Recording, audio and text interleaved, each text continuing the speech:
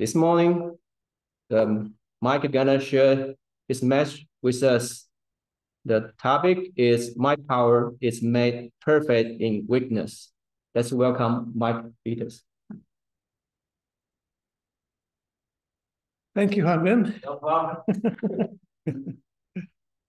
Well, Pastor Huang asked me to give the message this morning and to talk about a recent mission trip I went on. The last week of May, I went to Cape Town, South Africa, with an organization called E3 Partners. The E3 Partners does short-term mission trips all around the world. I believe this was my 11th trip with them. And what they do is they go into a country and work with local churches. And they go into communities then with the people from the churches, and usually with translators, because it's usually in a country where the people don't speak English, and the people from the local churches don't speak English. So we need translators to talk to the people that we go into the communities with, and also just to talk to the people in the churches.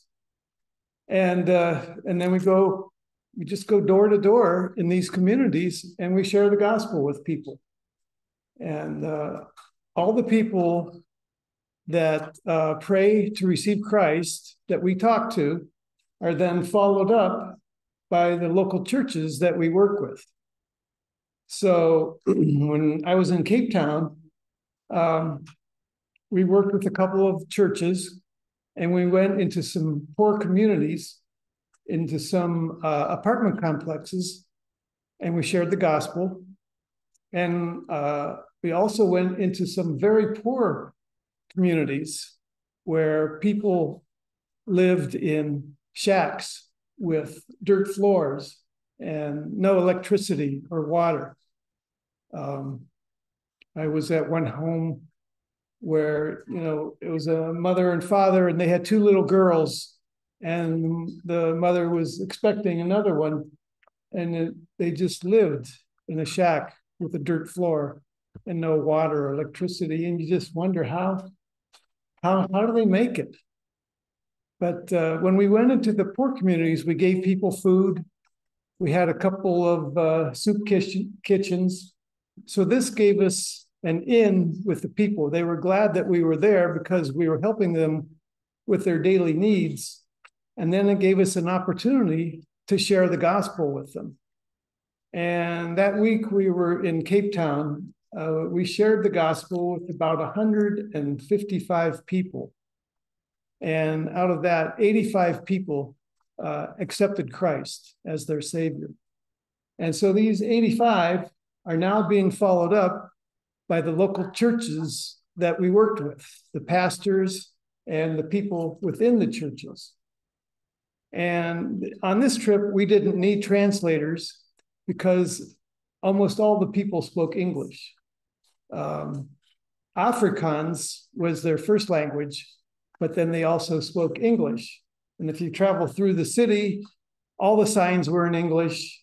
And the only time that we needed some help with translating was with some older folks who didn't speak English as well. So sometimes the people from the churches that we were working with would translate. But it was a great opportunity. God used us in great ways. And we got to share the gospel with some Muslim people, because there's Muslims that live in Cape Town. And the last day that we were there, we went into two Muslim communities. And there was a Christian couple that lived in one of these communities, and they were on staff with some Christian organization. And they were there living in this community to be a witness for the Lord. Now, when we went there, they didn't want us to talk to the people that lived there. They didn't want us to share the gospel with them. They just wanted us to go in, and as we walked around the community, they wanted us to pray silently for this community, because they said if we had shared the gospel with them, it could cause some problems and they might have to leave. So we were undercover and just praying for this community as we walked about.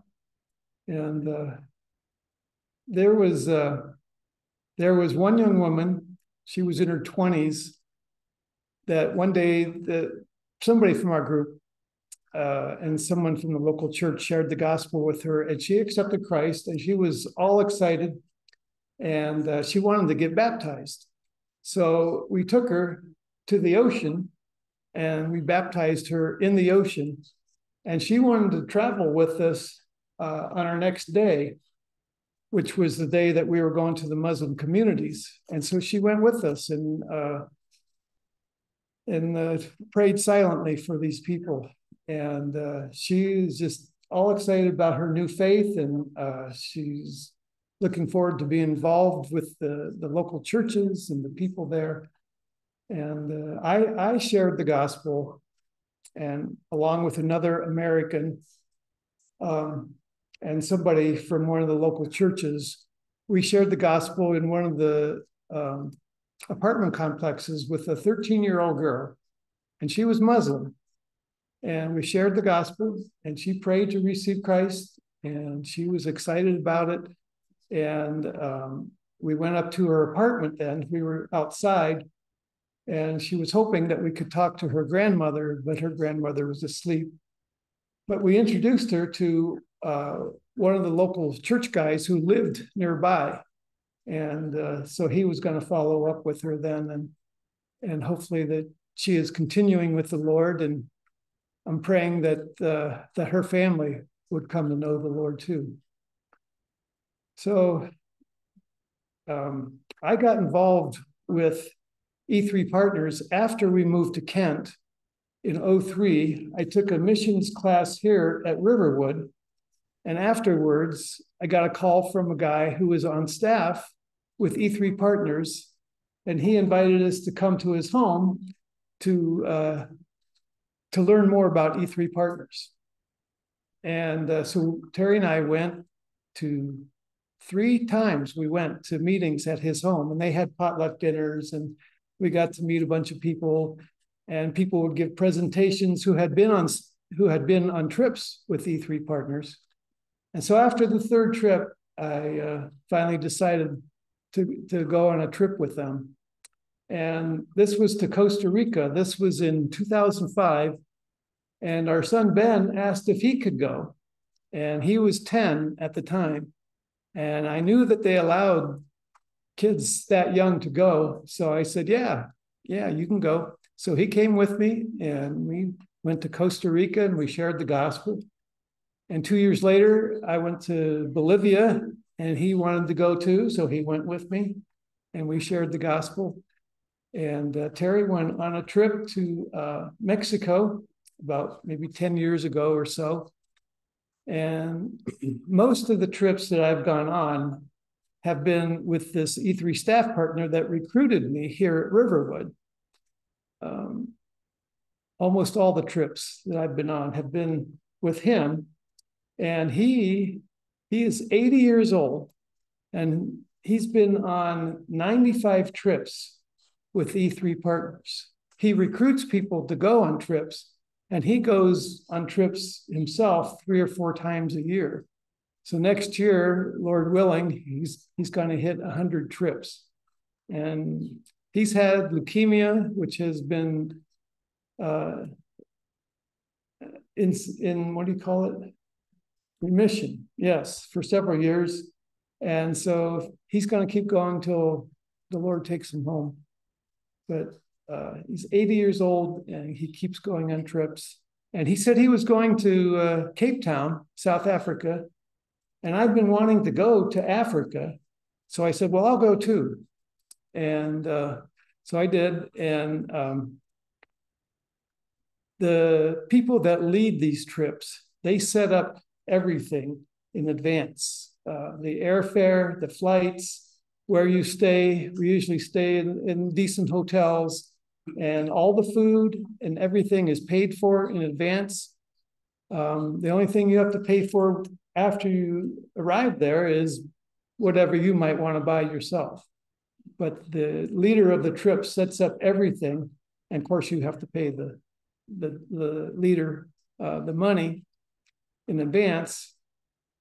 But you can either self-pay, or you can raise support and ask people to help you to go on these trips. And I've done it both ways. I've asked people to support me, and I've done it self-pay. And God has always provided.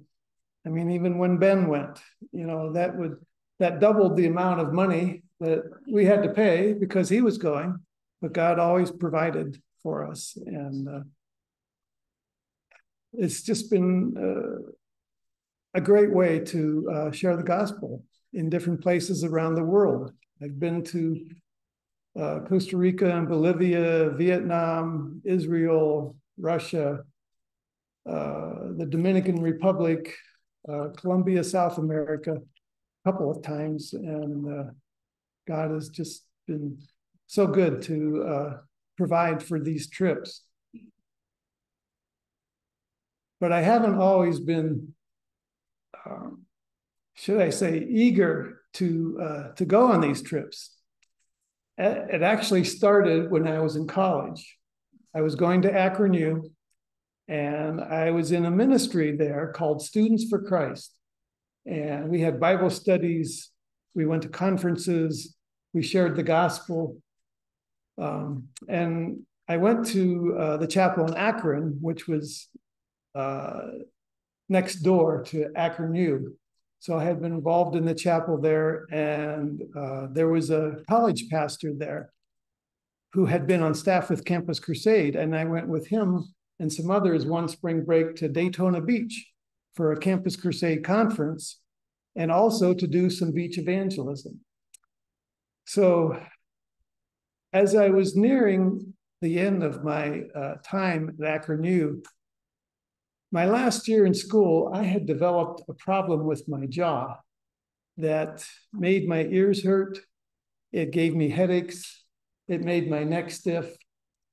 And as I was about to finish, I thought, and I was trying to decide what to do with my life after I graduated, I thought, one thing I don't want to do is to go into missions, because I didn't want to go overseas with this problem with my jaw and be in pain. So I thought, I'm not going to do that. Well, a couple of weeks before I finished, there was an older guy at the chapel in Akron who was taking a group of college students to a missions conference with Operation Mobilization. And it was on board their ship, the Doulos, which was docked in Virginia. And I liked going to conferences, and I had never been on a large ship, so I decided to go. This was right before Thanksgiving in 1978. And so I went with this group, and this guy that was taking us told us to ask God to speak to us at this conference. And so I did, and I thought, nothing's going to happen. God had never spoken to me before. And besides that, I'd already decided I'm not going into missions, so he's not going to say anything to me. Well, the second night there, this guy is speaking, and he's reading from 2 Corinthians 12 that Han Bin read. And when he read the line, my power is made perfect in weakness, Jesus spoke those words in my spirit very strongly, not in a voice that I could hear, but in my spirit. And I was stunned, to say the least, because he had spoken to me, and he had never spoken to me before. And then I was stunned because I knew instantly that he wanted me to go into missions. And I did not want to go. I was very discouraged. I didn't hear anything else that speaker said after that. I was so discouraged. I didn't know what to do. So I got alone with God that night on the ship. And I said, Lord, you know I don't want to do this. But if that's what you want me to do, then I'll do it. And I finished school a couple weeks later, started pursuing missions. I talked to the college pastor at the chapel. And since he had been on staff with Campus Crusade, I asked him about that. And he encouraged me to apply to their staff. And so I did. And this was right around Christmas time. And my family was taking a vacation between Christmas and New Year's. This was only the second vacation that my family ever took. And we were going to Southern California. We were going to go to the Rose Bowl game. And we were going to stay with a friend of my dad's who lived in San Bernardino, California, which is where Campus Crusade for Christ headquarters was. And so while we were out there, I stopped in at headquarters. I picked up an application form and, excuse me, I filled it out, sent it back, and they invited me to come to their new staff training and for an interview with them so they could decide if they wanted to invite me to join their staff. So I went out that summer. It was at Colorado State University, and we stayed in the dorms there and went through a time of training. We had Bible study. We had Old and New Testament survey and the Christian life, the Christian signal life. We had Dennis Rainey. I don't know if any of you remember him. He used to be with, what was he with? Family Life, yeah. And so we went through all this training, and there was two guys on my floor in the dorm that roomed together. Their names were Mike and Roy. And Roy and Mike decided one Sunday afternoon to go to a nearby reservoir to go swimming. And they went with a couple of Campus Crusade girls that were going to be joining staff.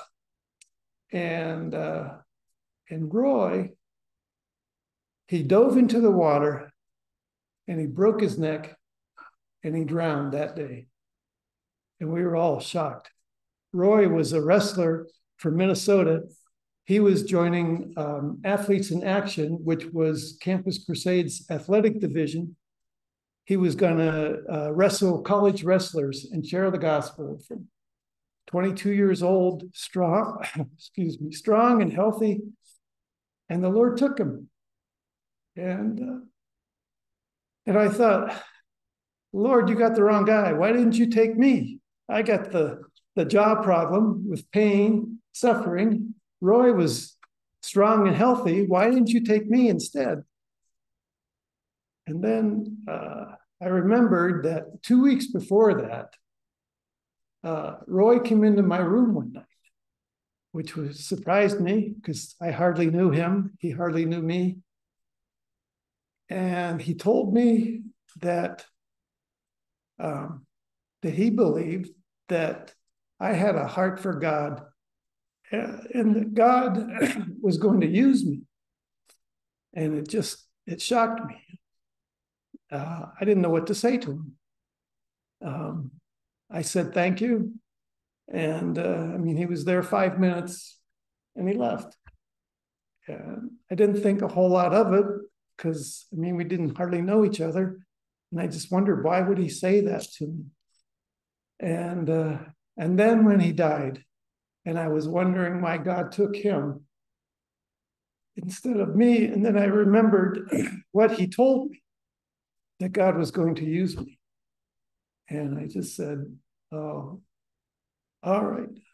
I'll trust in you, God, that you know what you're doing. And 2 weeks after he died, I was accepted on staff with Campus Crusade. And they assigned me to work at their headquarters in California in the housekeeping department. Not exactly what I was hoping for. I was hoping that they would take me into their high school ministry and I could work with high school students. But God didn't see it that way. And I thought, Lord, what do you want me to do? Should I stay with them or should I go somewhere else? And then I thought of what Roy said to me. And I said, all right, Lord, I'll stay and trust that you know what you're doing. And I thought, how am I going to raise my support and tell people, I'm going to be a janitor at Campus Crusade, or I just had finished 4 years of college, and now I was going to be a janitor. How am I going to raise support like that? But the money came in. God raised it for me. And so I reported to my assignment, and I worked my first year there at Campus Crusade in housekeeping.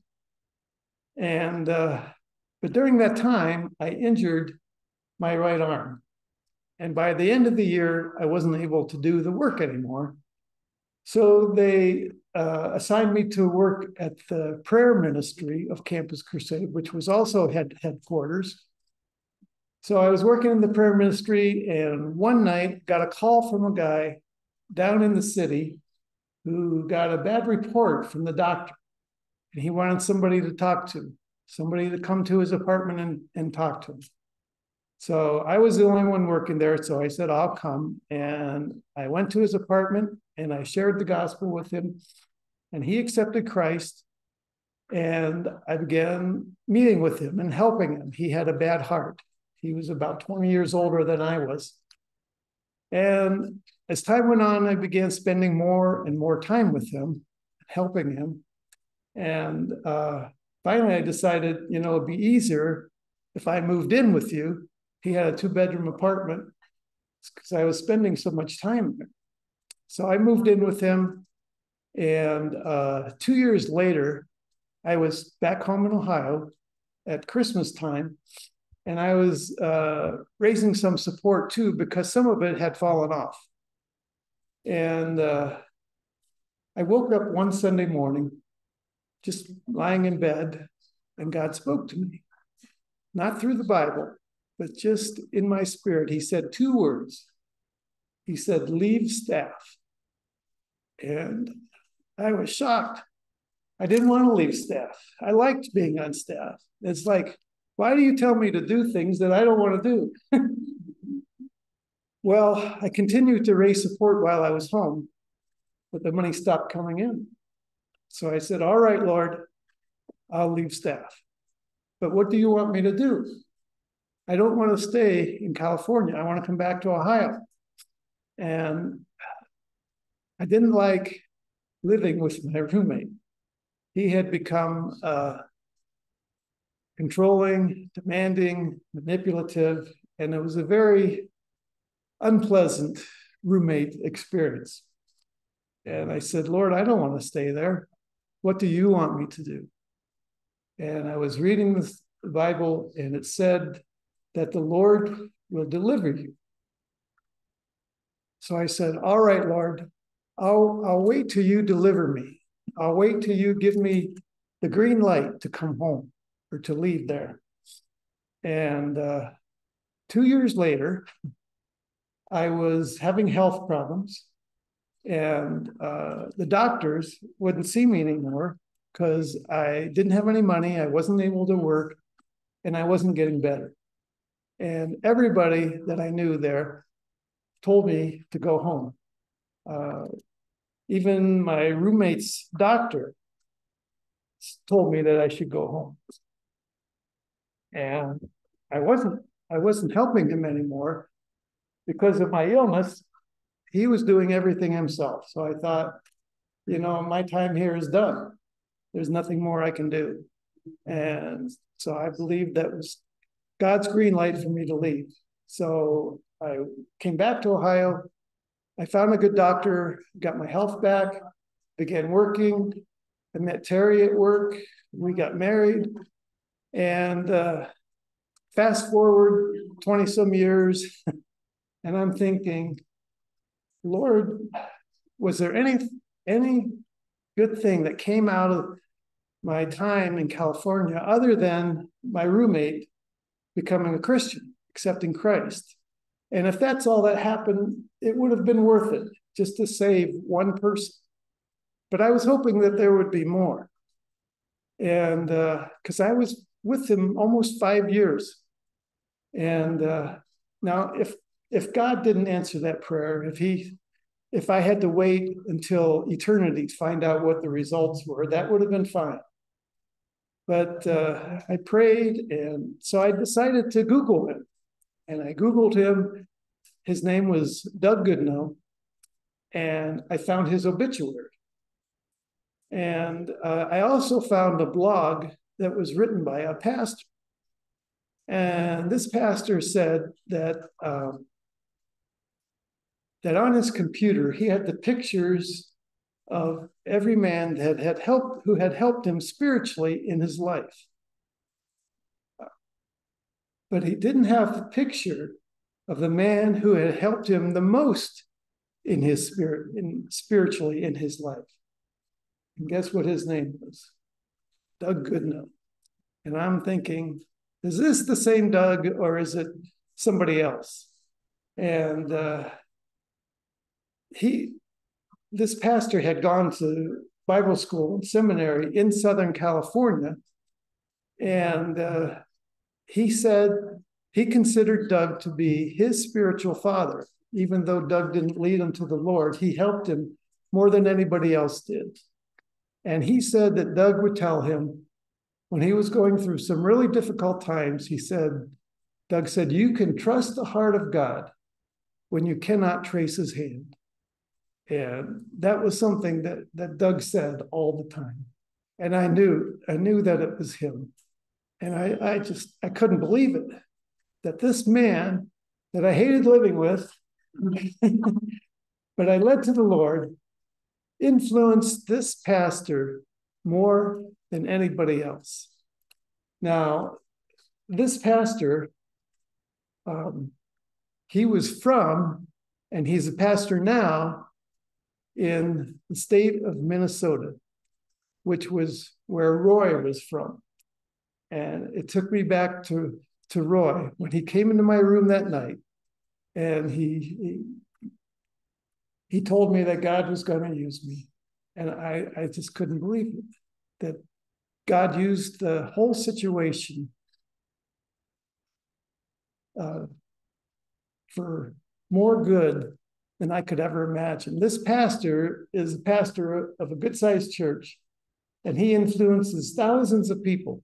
Even today, he's still influencing thousands. And Doug influenced him, and I led Doug to the Lord. And God just blew me away with that answer to prayer. And, I'm thinking, God, why did you take me through such a difficult time? Why do we have to go through difficult times? And, and it all started with the problem with my job when I was in college. And God used that painful time with my job to propel me to go into missions.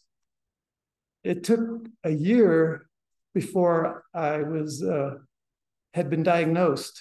When I finally found out what the problem was, it took a year because this was in the late 70s. There was no internet. And I had to go through doctors and finally found out what the problem was before I was able to get some relief.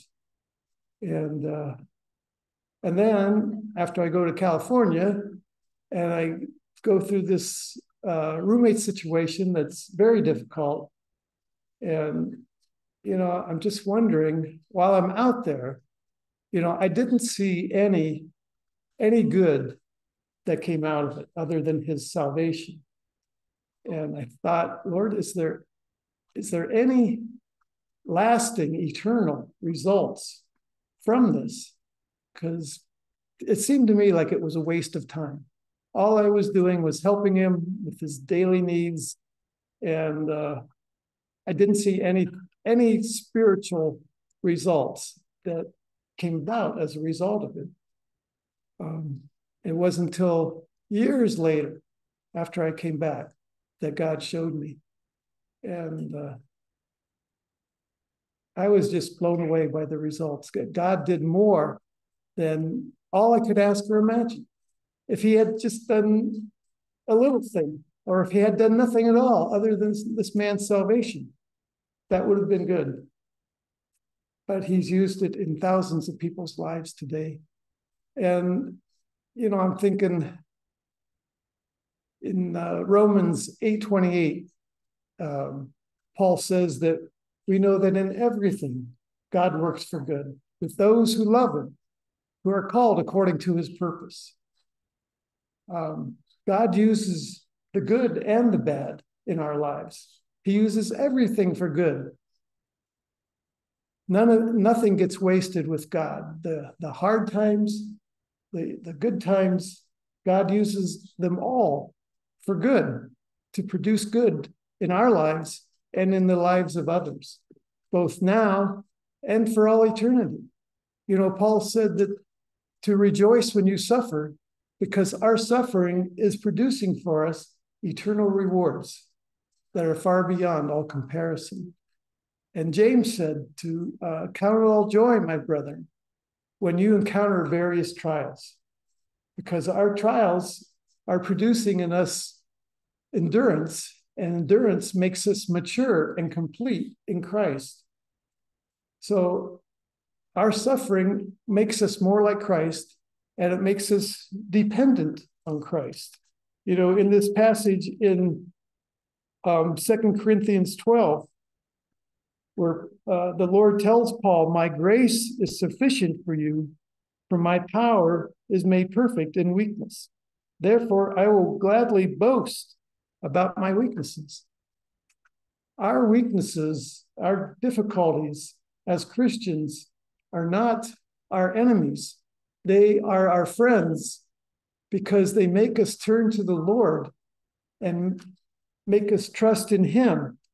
And his power is made perfect in our weaknesses.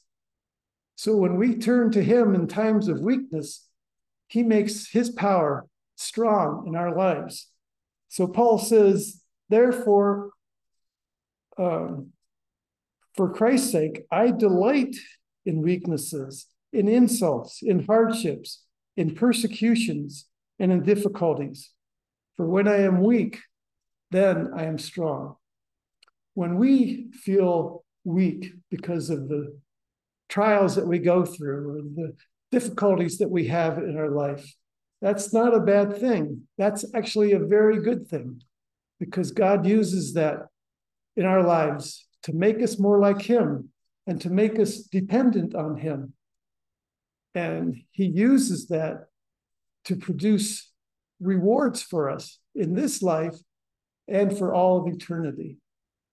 You know, Jesus said that blessed are you when men revile you and persecute you and say all kinds of evil against you falsely on account of me. He said to rejoice and be glad, for great is your reward in heaven. God is going to reward us one day for all the trials and difficulties that we go through. And he's going to use us now through those difficulties. As we turn to him and depend on him, God uses us each day. And we may not know all the results of the problems that we go through, but one day we will. And we'll be very pleasantly surprised and shocked at what God has done in our lives because of the difficulties that we've gone through. You know, 3 times Paul asked the Lord to take this problem away from him. And God said, no, my grace is sufficient for you. He wanted Paul to depend on him instead of himself. We cannot live the Christian life in our own strength. We can only live it in the power of the Holy Spirit and through Jesus. When when Jesus called his disciples, all he said was, "Follow me." He didn't tell them what they were going to do, where they were going, and they didn't ask. He just said, "Follow me," and they followed. God is just looking for people who are willing to do whatever he wants them to do. Doesn't matter if you don't think you're capable of doing it. Doesn't matter if you don't want to do it. He's just looking for people to say, "Yes, Lord, I'll do what you want me to do," and leave the results with him. We can't produce eternal results. Only Jesus can. There's nothing I could have done to produce the results that came about as a result of Doug and this pastor. I did nothing to produce those results. I was just simply obedient to live with him and to help him in his daily needs. And all the eternal results were Jesus' responsibility. And that's the way it is. It's his responsibility to produce results. It's our responsibility just to say, "Okay, Lord, I'll do what you want." He's just looking for people to be obedient to him and to do what he wants them to do. And so, Paul says to give thanks in everything, because this is God's will for you. And that he uses everything in our lives for good. So when God takes you through a difficult time, just thank him in the midst of that, because he's using it to do something really special in your life. And his power is made perfect in our weakness. And he's going to do something in your life that you would never even dream of, and something that only he could do. So just give him thanks and leave the results with him.